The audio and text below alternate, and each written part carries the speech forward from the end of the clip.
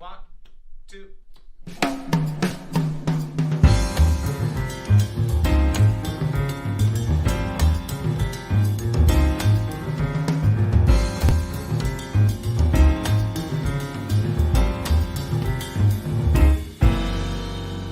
I'm in the mood for love, simply because you're near me. Funny, but when you're near me, I'm in the mood for love.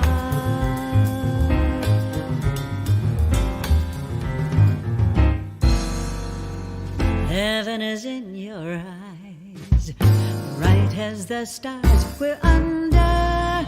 Oh, is it any wonder I'm in the mood for love? Why stop to think of whether this little dream might fade? We put our hearts together, now we are one. I'm not afraid.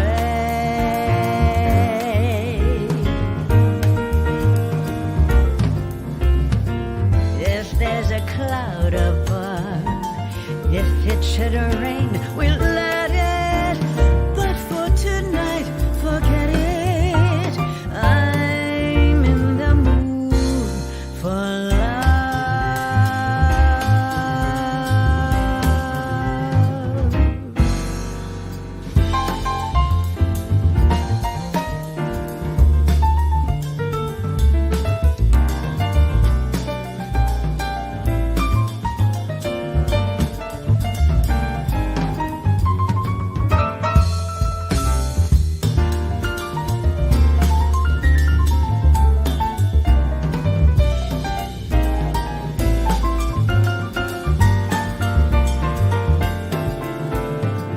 Why stop to think of whether this little dream might fade?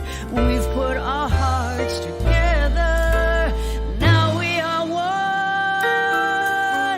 I'm not afraid. If there's a cloud above, if it should rain, we'll let it. But for tonight, forget it.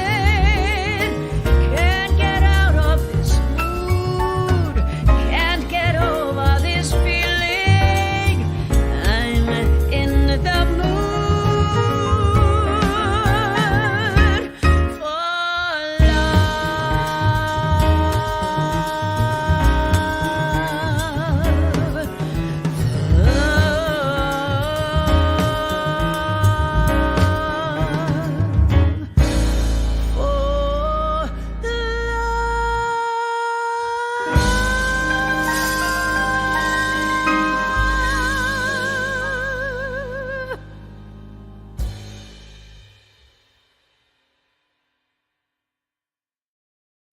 Happy Monday, everyone. Oh, happy Monday. Listen to me. Happy Friday. I'm in the mood for love right now. And who else would I be in love with right now but the incredible Linda Purl? Oh, sweetheart, thank you How so are much. you? My brain is like everywhere right now, as you know. Of course, yeah. So if I say happy Monday, it's Monday somewhere. Okay, that's right. Yeah. Yeah, we go. So you've been very busy today. Oh my goodness. Yes. I'm out in Colorado. That's why I look like the wreck of the Hespers, but we've been snowed in. I mean, literally opened the garage door and it was basically up to my waist. I mean, there was, okay, we're going nowhere. And so this morning this was 2 days ago. So this morning we got a hold of a snowplow. And yes, I think I can make it up the hill. So Patrick and I trudged down to the bottom of the driveway. The only problem with that is that then you have to walk back up the driveway. I mean, we've had 4 feet of snow in 48 hours. It was something. Well, So in your last show that I saw at Green Room 42, you told a story, if I remember correctly, that had something to do with climbing trees. Now you're plowing. Now we're plowing. That's right. We had to then, come up the post hole, and then we could kind of wave the guy on. But it's magnificent. It's beautiful. It's water that we need. It's just, it's inspiring. I mean, you know, there's no place better than New York City after a great snow because of the clean and the quiet. And then there's the slush, but we're And then still, there's the slush. yeah, Yes. we're still in snow here now. So Well, anyway, believe it or not, it is so beautiful today. It got up to 74 degrees yesterday what? here in New York, and there's no such thing as climate change. Yeah, I hear you. I Yes. know. Is this unusual to have a snow this Yes. late in the it No, is. not unusual to have it this late, but this big. Yes. I mean, airport's been shut for a day and a half. Denver by delay. So yes, it is. It is. It is very unusual. We've had unusual weather patterns. I've never seen a snow this big in Colorado Springs. Not unusual for the mountains, but very unusual for here. So Well, one of our viewers, a dear friend of mine, Joyce Glasgow, she said that was a great arrangement that we just oh, heard. And of course, we saw Tedd Firth oh my, and Ray Marchica, two of my favorite people on the planet. incredible. And, you know, when it comes to these arrangements, is that all in Ted's head, or are you very much involved in the collaborative process with this? What I do, I come up with like clumps of clay. So I'll find a feel of something that I like, and I might say, "Okay, Ted, just I throw it at him." The other thing is that because I approach them as an actress, I suppose first, and I don't. I mean, I'm pathetic at reading music. I can plunk out the odd melody, but anyway, so I tell him sort of what I'm the story behind the characters singing the song. So this one was she's out in the jungle, you know, and she's saying that anyway, and he goes, uh-huh, uh-huh, uh-huh, okay, and he makes something of it. I mean, he, you know, we've had 16 years together musically, and life changing from the moment I met him, and for me, and I mean, so we have a language now. He's very patient with me. Well, But how long in advance do you have to book anything with him? Because he is one of the busiest, if not the busiest, musical directors, arrangers that I know of in this business. I know, and everyone who works with him, including myself, we are all sure that we are his favorite. You know, he told me that you were his favorite to all Ah, the listeners boy, that are okay, watching out there. okay, Well, you certainly are one of my favorites, and that's the truth. yeah. Anytime that I get a chance to be in the audience of one of your shows, I just grin from ear to ear, even on the sad songs, because there's something, someone just wrote here that your voice is a comforting, warm hug. And Oh, that's thank exactly you. what it is. Thank you. I appreciate that. Well, it's very joyful, extremely joyful. And at this stage of life, also, tunes feel like a spiritual discipline. They just do. They inform your soul, they pull you into the fabric of the collective consciousness somehow. And so it's always a journey, especially with Tad and Ray and Dave Fink were also on this latest album that we did. And I've worked with those boys now for same thing, about 15 years. However, as you know, they work together all the time, the three of them, the various pairings. So there's a bromance that's so intense and an understanding. I mean, they breathe together. They know each other musically and as they're the dearest of friends too. So all of that, I get to sort of jump into their stew, and it helps me exponentially. Well, Liza Minnelli once said, as much as she loves being in front of an audience, there is Mhm. nothing like the process of being in a studio with great musicians creating great music. And I feel the same way. Mhm. What does the collaborative process mean to you? Well, for one thing, my collaborators have no ego. So that's no one comes in with an agenda. You know, everyone is really just trying to go for what's the best sound, what's going to get across what we want. And another you know, I mean, crucial part of my foundation in cabaret is Deborah Grace Weiner, who ran for years, she ran the 92nd Street Y series. Now she runs this extraordinary series at Dizzy's. celebrating various singers or songwriters or lyricists, and she's whip smart. She, like Tedd, has an encyclopedic brain for the Great American Songbook. So I will come to them saying, this is the theme of the album or the show. And they go, uh-huh. And I have little snippets of stories and little songs, but they then eventually know what I mean. And Deb helps me craft it. We'll find 3 songs, but we can't find the 4th one. And Deb will go, how about this? And she'll pluck something out of the universe that's perfect. That's great. So it's a profoundly joyful process, adventure, jigsaw puzzle, and I'm just so grateful to have them, in my little village. Well, Linda, you've been in the business your entire life. Long time, yeah. Yes, well, just a few years, but your entire life. What is your earliest recollection of either a song or a singer that grabbed your soul and that you just, gravitated towards that song or singer? Do you have a recollection of who or what that song was?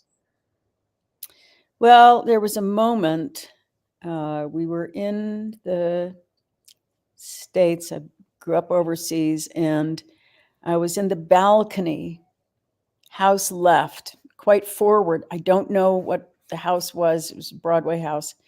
And I saw Angela Lansbury do Mame. And The Winter Garden Theater. which was it, the Winter Garden? Winter Garden. And of course it was, but the energy coming off the stage. And it was, if I ever had a moment thinking, oh, this is the world I'd want to be involved with, that was it. I think I had worked prior to that in Japan, but that was enormous. I mean, they were, of course, masters in the trade. So I was witnessing the best of the best. And it was so... Let's talk a little bit about synergy. I made my debut in my hometown at 13 in Mame. Oh, wow. Talking about Mame, you are going to be doing a concert version of Mame this summer. I am. And, it's like, surely I'm not old enough to do Mame. Well, not only that, I'm probably long in the tooth to do it, but I'm thrilled to do it. We'll have a 20... Do you realize that you are? Do you know how old Angela Lansbury was when she did it? No. She was 41. Oh, my God. Isn't that extraordinary? And I know you've got a few years before you get there. Yeah. But she was 41 when she did Mame. Wow. Well, she always had, she was that age for a long time. She was one of those people that was, she always had a mature gravitas about her. And so she got there sooner and then stayed there much longer than any of us do. Yeah. Well, you're going to be doing this at Sarah Boone's Great Theater down in Florida. Was this something that you wanted to do, or did she approach you and say, how would you like to do this? It was a mishmash. There's usually wine involved with Sarah and me, sort of some late night after a wonderful show in New York. And but right before the pandemic, the summer after the pandemic started, I was set to do a production of Mame that Larry Rabin was going to direct, who I love, and then happened. Yes. But he got the idea lodged in my head, and I thought, oh gosh, I'd love to do it. So anyway, Sarah said that they do these every once in a while at her theater Jacksonville, but this one is being done in concert, no pun intended, with a grand old theater there. It's one of the Fox theaters, so it'll be massive and room, as I say, for a 26-piece orchestra. Amazing. Jean Tate is going to direct. So anyway, when Sarah said, what do you think? Was there a musical you'd like to do? I said, Mame. And so anyway, it's coming about and I'm thrilled. Lucy Arnaz has often said that that's a role that she would love to play. Everyone knows that her mother did the movie, but I think that Lucy also would put an incredible spin on this. You bet. Yeah. If I can get down to Florida, I'm going to be there. That's Okay, one of my great. favorite musicals, and I'd love to see you do it. Okay. But I want to talk about your upcoming project that you're going to be doing here in New York. Mhm. I've seen you with this amazing orchestra before, and it is well, it's a big band, but it's an orchestra. Mhm. Sherry Miracle, who I just absolutely am crazy about. Mhm. No fooling, April Fool's Day. Yeah. You're going to be at Birdland, and I'm going to be right there cheering Okay. you on. Thank Um, you.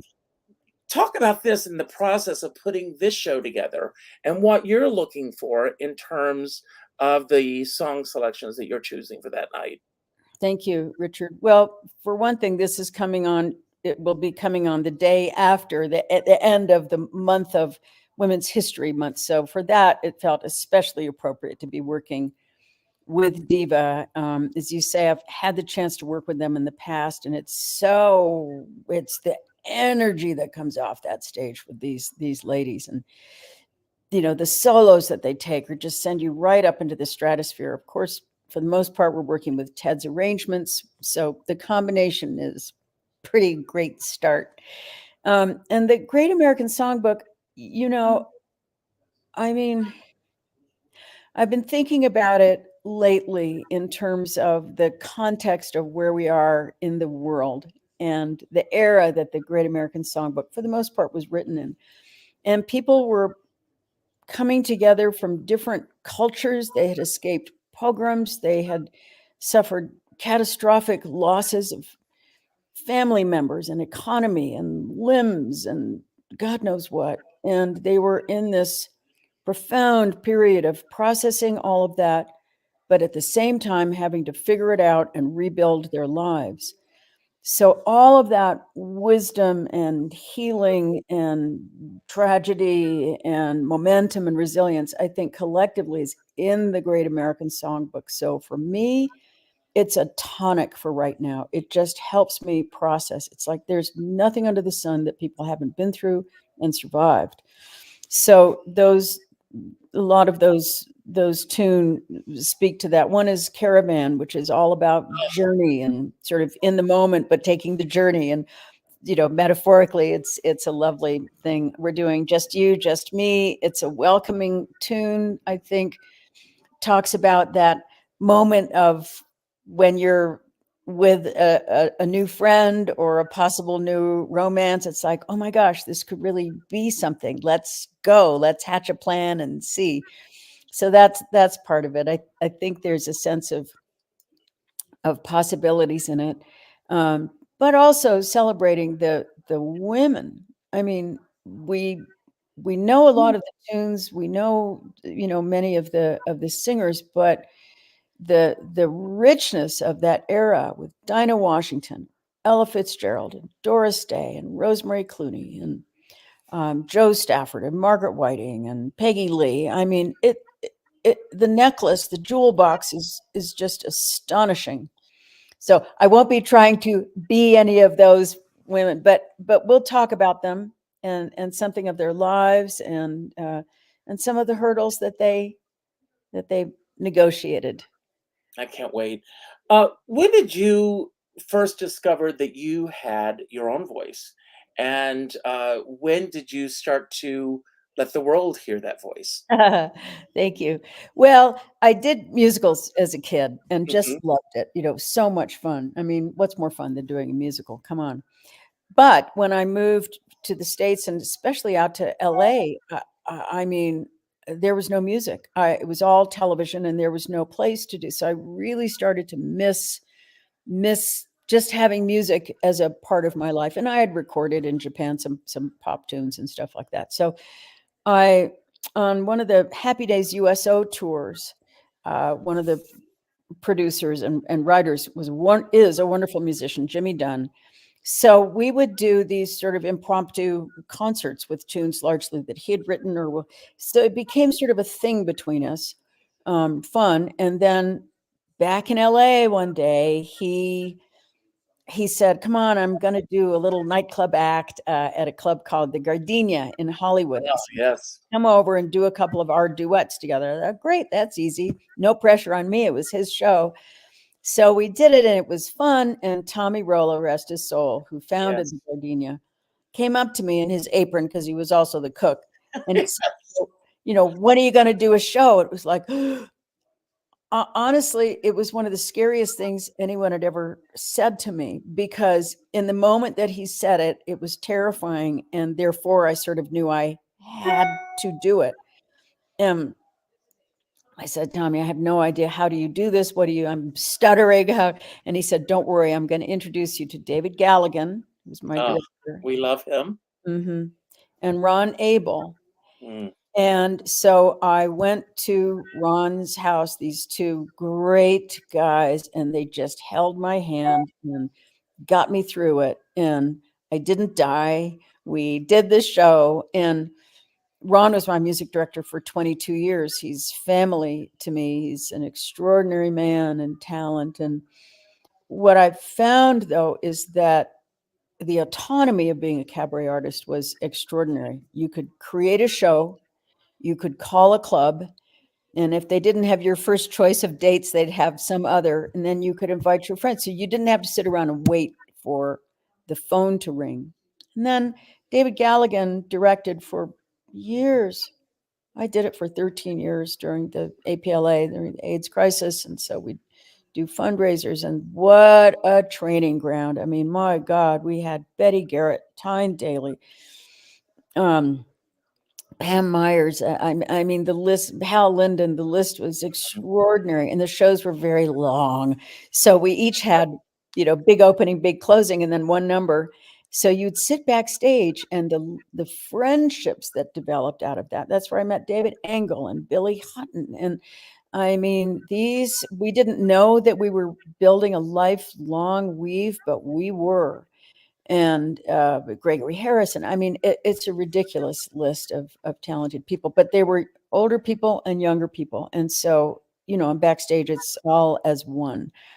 So the exchange of download and the joy for what we were doing. So that also became a kind of apprenticeship. And I don't know, getting to do concerts, it's a discipline. It means I've got to try to learn my lyrics, and I've have to fit into the darn gown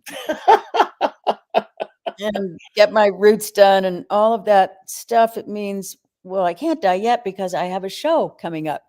It's kind of like throwing your fishing lines out into the future, and that discipline pulls you forward. And I am so grateful for that, because of course you're doing the show, but there's all the prep, so that keeps you in the Well, I was going to say, if only people knew everything that it takes to get to that moment.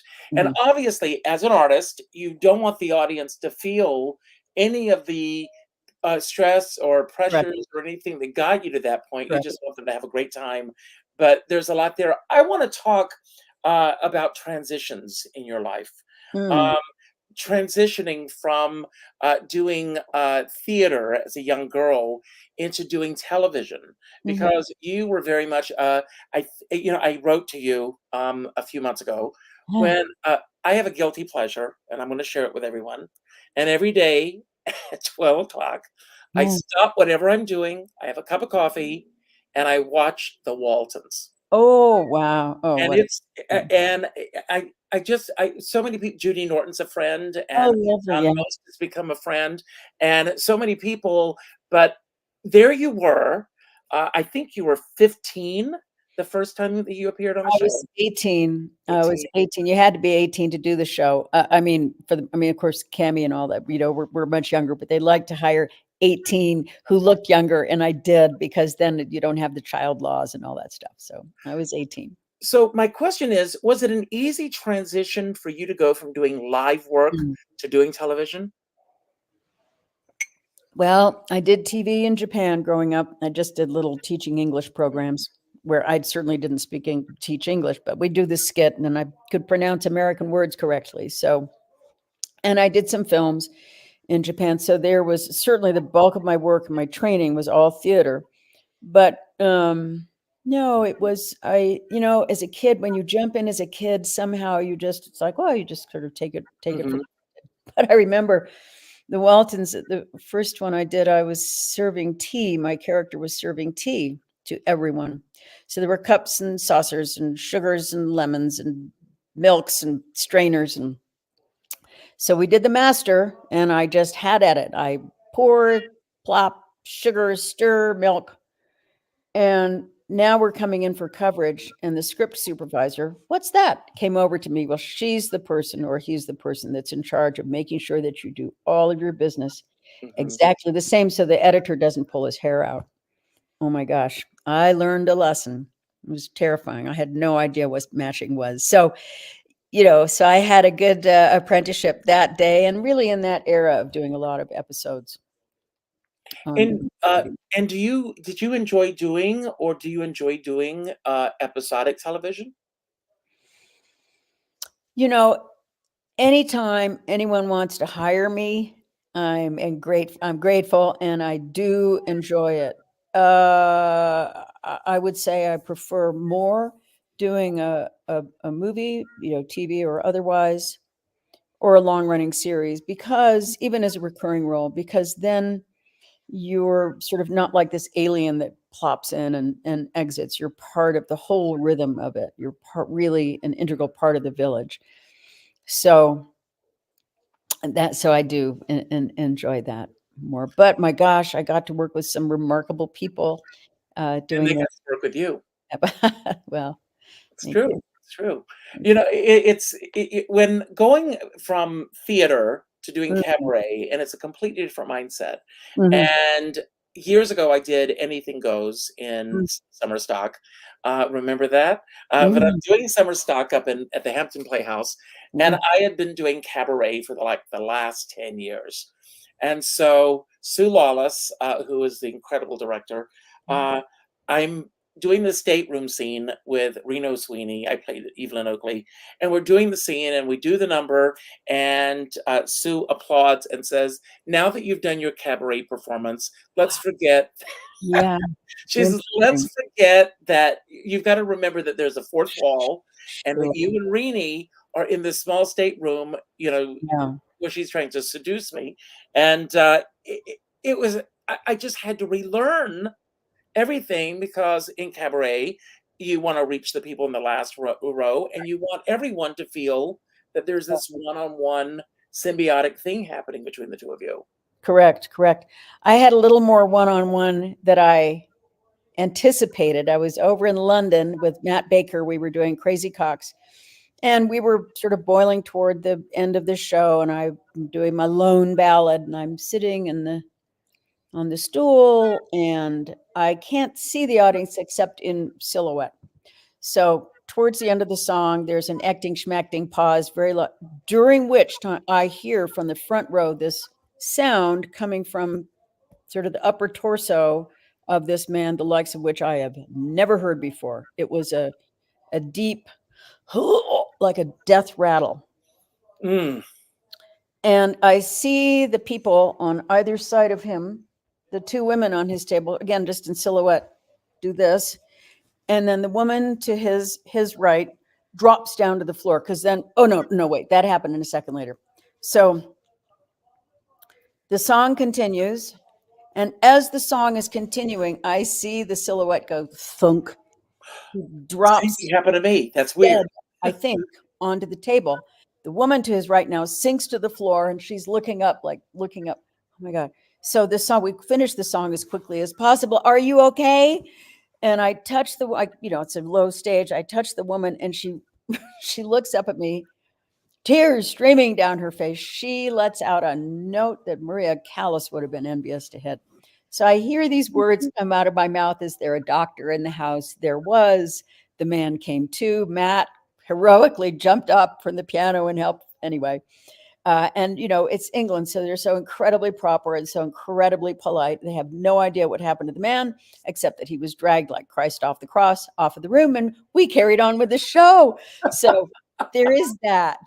Sometimes you get to know your audience a little more intimately than you care to in cabaret, but it's a remarkable art form. When I've seen KT or Nicolas King or Liz Calloway, I mean, Lucy, the list goes on. You really feel that you've had time with them, just you in their living room. And everyone has their own style, their own way, but it's the intimacy of cabaret I find is so powerful, especially now as so much of our relating happens virtually, through text or emails or what have you, or Facebook messages. It's odd, but cabaret solves all of that. You get your fix. And anyway. Well, there's so many things that are running through my head right now. First of all, I was doing a review, and I'm singing Lydia the Tattooed Lady, and this guy just starts going down, and I said to the stage manager, I don't think this man is moving. He actually had died. No. Yes, he died during the show, and I thought, I don't know whether it was a blessing or a curse that his last moments on this planet were hearing me do Lydia the Tattooed. Of course, it was wonderful. Life was complete. Of all songs to be singing. Linda, when I think of cabaret is, to me, is not just an intimate art form. Cabaret, when Liza Minnelli was on stage in a huge concert hall, Barbra Streisand, they can make that entire concert hall feel like it's a small room. You bet. And there's that intimacy there as well. Mm-hmm. Do you have a preference? I mean, do you prefer the smaller rooms, or do you like doing the larger concert halls? I do. I love to do there's something about everything about having that large a village sitting in the dark. And I did, it's not cabaret, but I did Joan Didion's One Woman, the Year of Magical Thinking. I've done it on and off. The first theater I did it at about 13 years ago was a small space in Santa Barbara, a couple hundred seats. And it's a very intimate play. She talks for an hour and 40 minutes about losing her husband, losing her daughter, and metabolizes grief. And heroically, she came out the other end as, willing and able to survive. So it's a manifesto on how to survive grief. And so it felt very good to do it in a small theater. And then I got to do it in a 1,000-seat house, and it felt better. It was weird. I think because the emotions in that piece are so strong that when you're not necessarily thinking, oh, someone's going to see me, they just collectively give themselves permission. And it felt like it had more of an emotional impact in a larger space. I never would have imagined that ever. So I want to talk about Joan Didion for a moment, because I know that this piece is a passion of yours, and you've done it many times, and probably in your mind not enough. What do you get yourself out of doing this? It's such a heavy piece. What resonates the most with you? When I first had the chance to do it, Bonnie Franklin was cast in the production, and she called me and said, I have some health issues, and the opening was 6 weeks away, but you need 6 weeks really to learn it. So she said, I want you to, she bequeathed me the play. And I said, well, I tell you what, yes, I'll do it. But come the first day of rehearsal, if you're feeling better, the role is yours. I'll be your standby, your understudy. And she said, okay, fair enough. So I began, and a couple of days later, no, not a couple of days, a couple of weeks later must have been, my mother was diagnosed with anyway, she was diagnosed. She had 6 months to live. She could have had treatment, but she said, absolutely not. I've had a wonderful life. Let's go. So her life changed. My life changed. So I said to Mom, I can't possibly go do the play. My place is here with you. And she said, absolutely not. You go do the run. We've got 6 months. We'll be fine. So I slept on it, and I went to call the director and Bonnie the next morning, and I had an email that Bonnie had died. So now, with this turn of events and Mother saying, go for it, I stayed the course, and I did do the show. I just commuted between the theater, which was in California. And so from my mother's deathbed, she was cueing me on the lines. And death was not, it's much more familiar to me now. It wasn't then, certainly with intimate family members or friends. So I had no knowledge of how to talk about death. Neither did Mom. And Joan Didion taught us how. She broke all that, ice, because Mother was having her own version of Year of Magical Thinking. Well, maybe if I do some sit-ups, I won't die. Or maybe, I mean, she went heroically into an elegant passing, but still, there are those moments. It's a deep letting go, and it's difficult to negotiate. So the fact that Joan really taught us through this passage. And one time I was doing it, I don't know, in Kansas or something, and going back to my little Motel 6, kind of thinking, what am I doing here? But it was a couple of weeks run, and a gal at the supermarket came up to me at some point, and she said, saw the play last night. My husband died 3 weeks ago, and now I know I'm not crazy. And I thought, that's why. That's it. And don't we all, you want to be involved with something that's meaningful, and speaking her words are meaningful.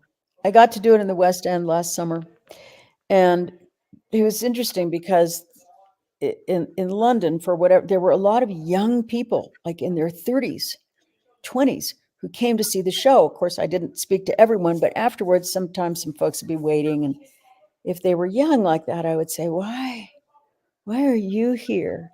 And they would say, my dad, my mom, my boyfriend, my sister, brother, my dog, whatever it was. So they were dealing with the process themselves, and they came to Joan.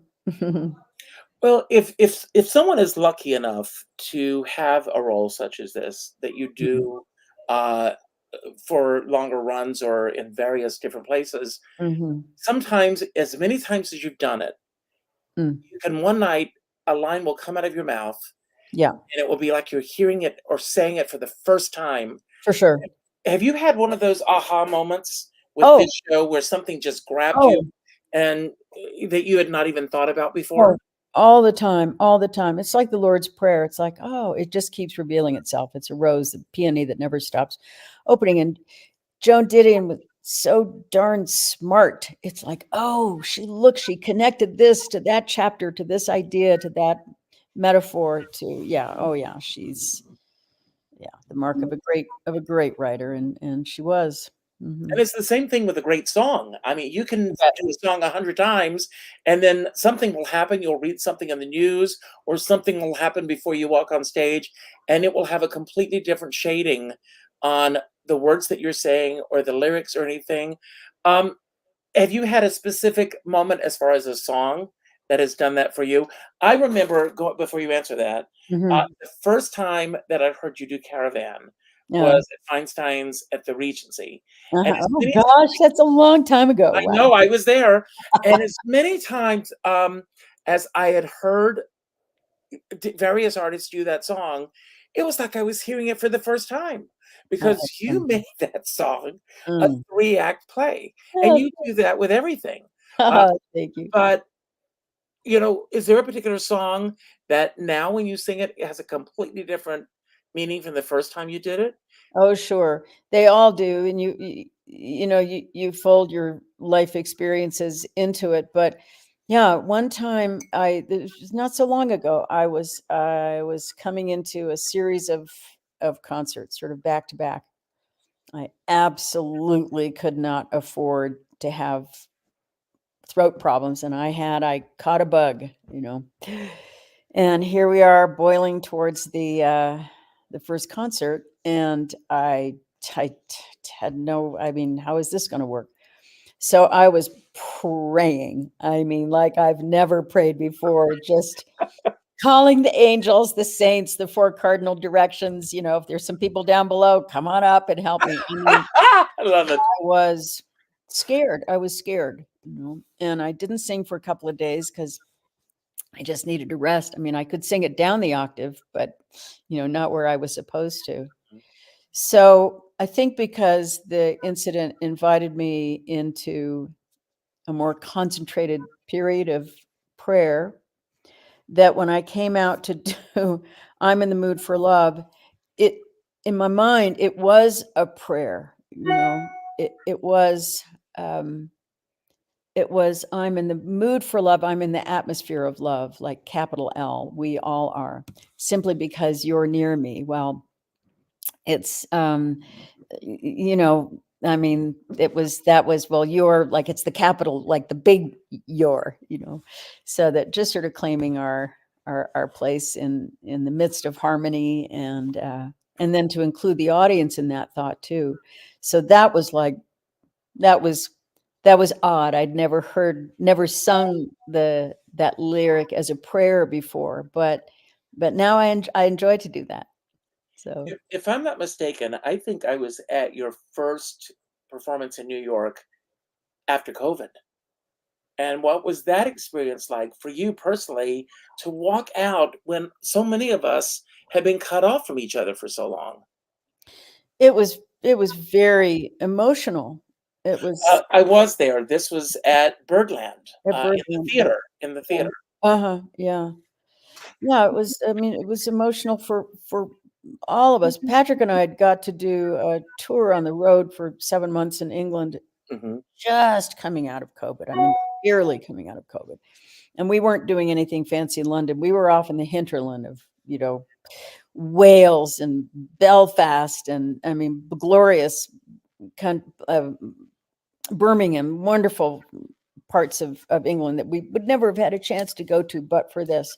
However, these were big, old, beautiful, oft-times opera houses from, the late 19th century. And people go to the theater there. And in many cases, people had not been into their theaters in 2 years. So we could have stood up there and done jumping jacks and they would have been thrilled. It was emotional for us to be back on stage, and it was emotional for the audience. And it's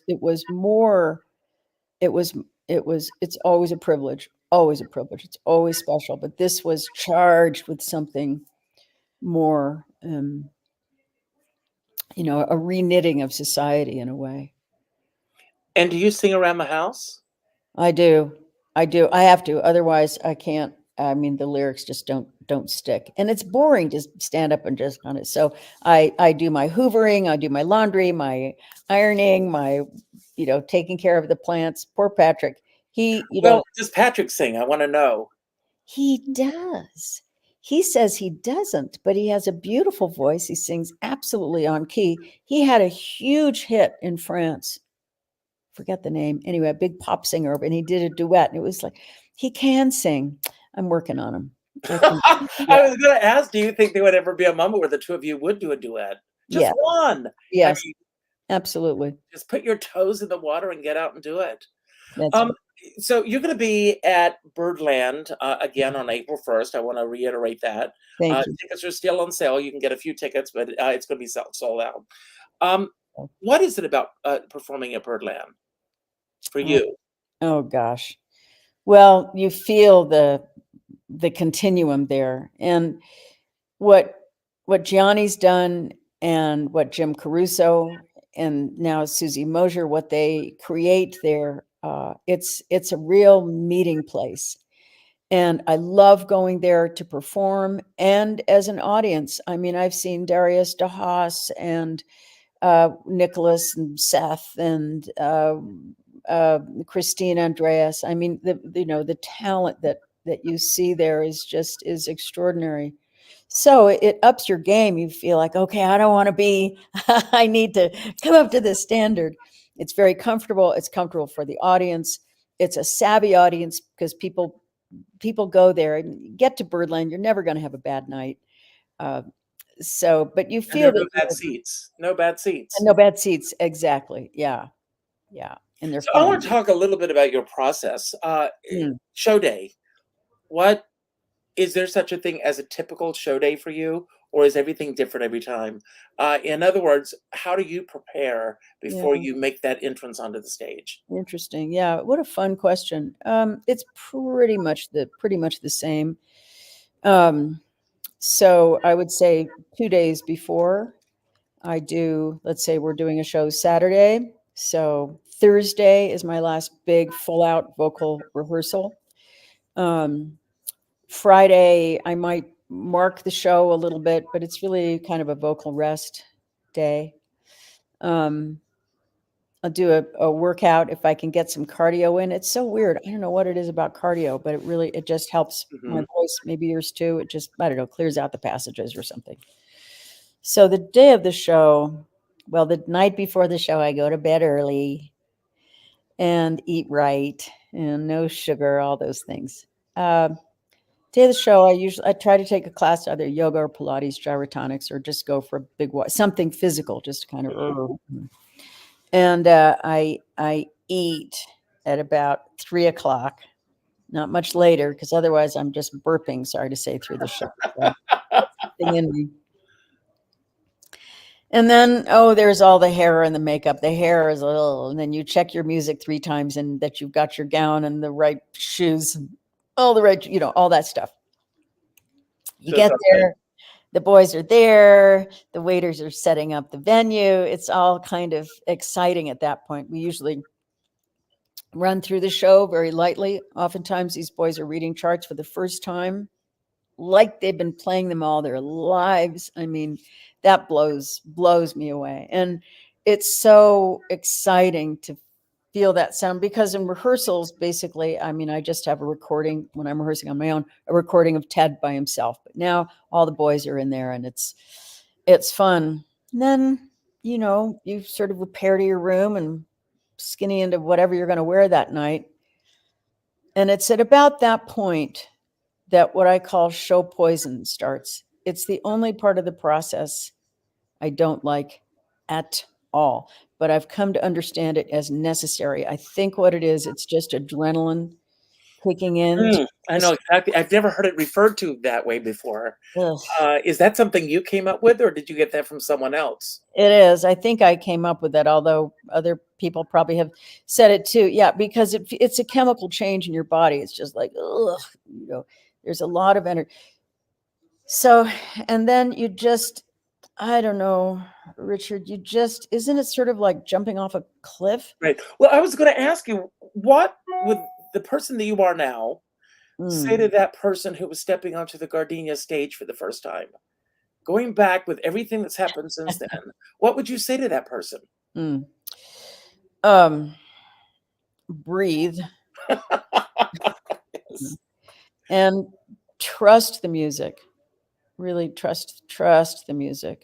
I mean, I think that was the revelation to me about doing the cabaret. It sounds so stupid. I mean, of course, it's like a penetrating glimpse into the obvious, but with a play, or, you have your lines and then somebody else talks, like an interview. I talk, you talk, back and forth. That's great. Not with a cabaret. You finish singing, it's time for you to talk. You finish talking, it's time for you to sing. I mean, it's just And make it all go together. Yeah, And do you like being on the road? I do. It's fun to go to different countries, different venues, different audiences. Of course, they change. Well, your childhood set you up for that. I know. It did. It did. Oh, yes. And that's sort of a fun thing with cabaret too, is that you're not like out on the road for 9 months. Although Patrick and I loved being on the road for 7 months. That was so much fun.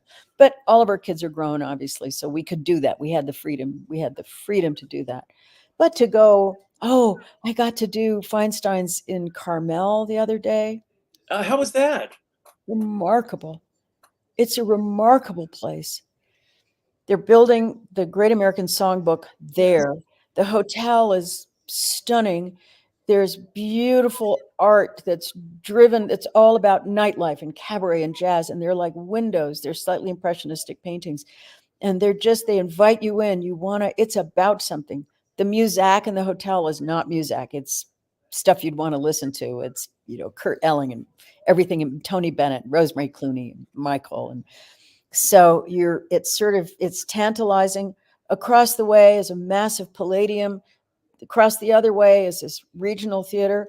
And around there are these beautiful, newly built sort of Edwardian townhouses. So this is a town that has built itself. It's constructed in the last 20 years or so around culture.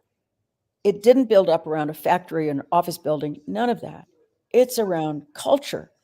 And it's honestly, it was mind blowing. And of course, the room, because Michael and Terrence designed it, or what, it's everything is perfect down to the manuka honey in the dressing room. I mean, it's ridiculous. Oh, that's great. I love it already. Uh, Mhm. do you, I mean, when you are traveling, do you get a chance to really explore and drink in the culture of these different places that you? I mean, after a while, if you've been around long, I'm going to Palm Springs in a few weeks, and I haven't performed in Palm Springs in 13 years. Oh, fun. So it's exciting to be able to go back and do that. I've got You bet. friends there, and that's always exciting when people are. Do you want to know who's in the audience, or would you rather not know? Katharine Hepburn had come to see a play I did years ago, and we knew that she was in the house because she was in the green room beforehand. It's terrifying. All I could think, the whole show, all I could think when we did the play was like, Katharine Hepburn's in the house. Katharine Hepburn's in the house. And then she came backstage afterwards too, and was, charming. So years later, this is so name droppy, but I was doing a play, and some guests, audience members came backstage. It was Paul Newman and Joanne Woodward. And now I'm going through the show. It's like, oh, I wish I'd done this better. Push this hard. I said to the stage manager, tell me who's in the house. I want to know. So a couple of months later, she's backstage, Tammy, our stage manager, and she said, so someone's going to be in the house tonight. Do you want to know who it is? I said, absolutely. As she was drawing breath to say who, I said, unless it's Katharine Hepburn. And she froze. Was it Katharine Hepburn? Whoops, I'm sorry, that's my phone. I'm just going to decline. That's Katharine Hepburn calling. That's Katharine Hepburn, yeah. So she was in the house. Oh my gosh. So I don't know. I do and I don't. Tell me who it is, and then I'll let you know if I wanted to know. Well, there's a great story that Larry Kurt and Tammy Grimes were doing Cole Porter's Jubilee, Wow. and she had gotten bored with the running of the show. And one night, Larry Kurt comes up to her and he says, "You're not going to believe who's in the audience tonight." And she says, "No, tell me, tell me." And he says, "I'll tell you later." And so every time she would catch him backstage, she'd go, "Who's out there?" He says, "I'll tell you later. I'll tell you later." So when they're taking their bows, she's like a searchlight going over the audience. And after the curtain comes down, and she said, "Who's in the audience?" And he said, "People who paid to see you. Don't ever forget that." Great. That's beautiful. And I think about that. In our remaining minutes, I want to ask you, I've laid out, I do this in my shows now. I have 4 mystery cards laid out. Okay. So pull a number 1 through 4, and we'll find out what your question of the day is. 3. And the card is, let's see here. What's the best hotel that you've ever stayed in, and why? The Daniele in Venice, because it's Venice, it's Italy. I mean, Campari soda at sunset on the patio of the Daniele. I highly recommend everyone put it on their bucket list if they haven't done it. Linda, Danny, we were in, I performed on a cruise ship in going through the Greek islands. But before we came back, Danny Nice. said, "I've always wanted to go to Venice. Let's do it." Oh. So we flew to Venice, and I got food poisoning. No. Oh, darn it. And Danny goes and he finds this great restaurant right on the canal, and I'm sitting there and beautiful sunset, and I said, "I'm going to be sick." Oh no. And I got up and I'm like rushing back to our hotel, and he thought I was going to fall in the canal or something because we were right there on the canal. I'm so sorry. But that one trip of trying that, I've got a few questions. One of my favorite books is The Artist Way by Julia Cameron. Yeah. I do my morning pages every day, Oh, and great. I put together some questions based on things that I read this morning. And Okay. the first question is, what are 3 things that you're grateful for in our industry? Things or people? Things. It can be people. Well, the discipline, the team spiritness of it, Mhm. and the joy. I don't think anybody sticks with it for very long unless they're happy in it, and so it's a remarkable community. Mhm. That's great. Um, Now, and I know, well, this question is, I mean, because based on things that you've said during this interview, I think you're a very spiritual person. Did you grow up in that environment, or is this something that you developed as you got older? That's a cool question. I no, I think I always sort of had it. No, my nanny was Buddhist, and she always wanted me to be a good Buddhist girl. I failed her on that, but yeah, I remember from a young age, uh, I mean, little, like 4, I just felt a connection to a greater beneficent Hmm. power and force. I mean, look, God or the universe, whatever you want to call it, the Great Spirit speaks to all of us in such individual ways, and I think that's the nature of infinity. So I don't at all proselytize or say that my way is the way. I'm with For you on me, that. it's growing and evolving. You know. Um, to me, in this business, mentors are everything. And I want to ask you about the three different areas that you've excelled in. First of all, theater. Who do you consider the greatest mentor that you've had in the business? I mean, as far as theater is concerned. Oh gosh, so many, but there are two that come to mind. Julie Harris, because I got to do 2 plays with her, so we had a lot of time together. And just by example, just to be in the room with her and watch her process, and as an actress, as a business person, and as a human being, it's one of the most generous persons. You didn't see her inhale; she just exhaled everything. And the other was Joey Tillinger, wonderful director. He directed me in a couple of plays, and he was tough, but he has. Uh, Besides being a wonderful craftsman, and he has an ability to see through people and just give you a realignment. He'll see what you're trying to get across, that you're not getting it across, and he'll help you go. He will retool the compass so that you can express what you're trying to do. I mean, Joey gave me notes. I refer to them no matter what play I'm doing. This is years and years Wow, later. that's great. I hear Joey's lesson in my head. Mhm.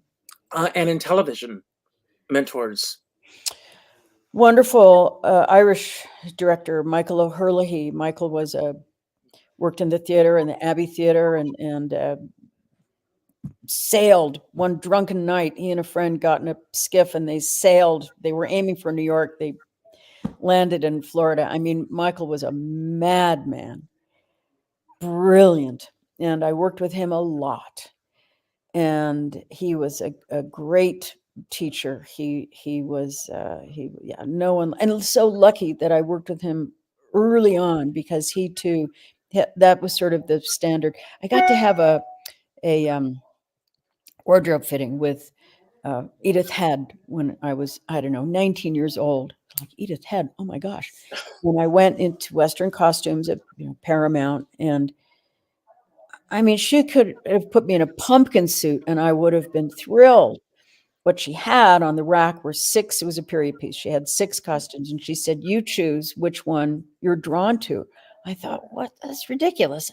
You tell me." I did, and we tried some things on. But what I got from her is that she gave me a parameter, and then she was hands off, because she understood that unless the actor or actress is comfortable in that costume, it'll never look right.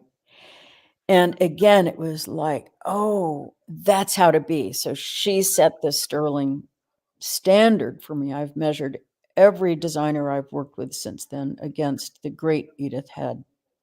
Great. And in cabaret.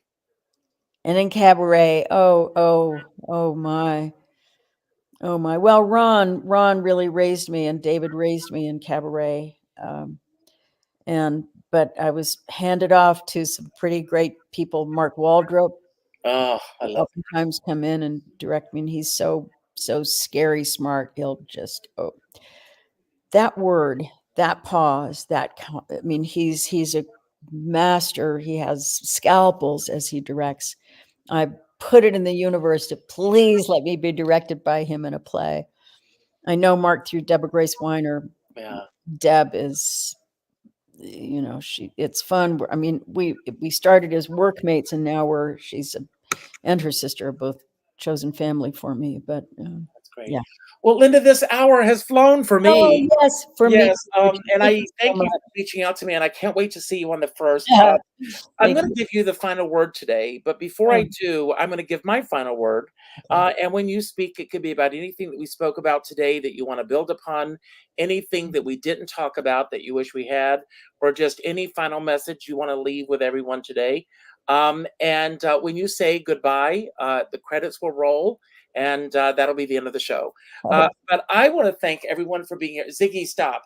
My device just went off. So, but the same message that I give at the end of every show that I do, sometime today, go out and do something nice for somebody else without expecting anything in return.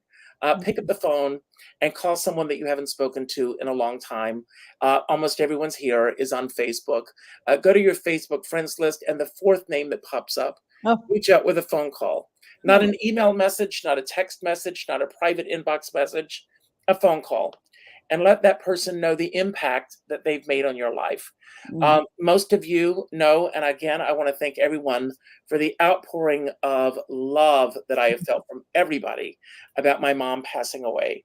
But I will always be grateful. I don't want to tear up. I will always be grateful that I spoke with her that morning. Yeah. And because her passing was random, it was unexpected. She just went to sleep that night and she was gone. And there was nothing to prepare our family for this. And that's true of all of us. We have this moment. Let's all celebrate each other instead of tearing each other down. My dear friend Sean Moniger, he always says we're all in the same storm, but we're in different size boats. And I always say, I don't care what size boat you're on, as long as you've got a skipper by your side. And with that note, I'm going to leave the screen, and Linda, it's all yours. And like I said, I will end the show when you say goodbye. Thank you, everybody. Have a great night and a great weekend. Well, thank you, Richard. And I would say, I know you live by those words. You do kindnesses for people. I've been the recipient of this on a regular basis. So good for you for doing what you preach. And I would say, oh goodness, the pressure's on. I think there's a phrase that Patrick and I really live by now, which is, if not now, when? All right. Love you, Richard. Thank you so much. Bye-bye.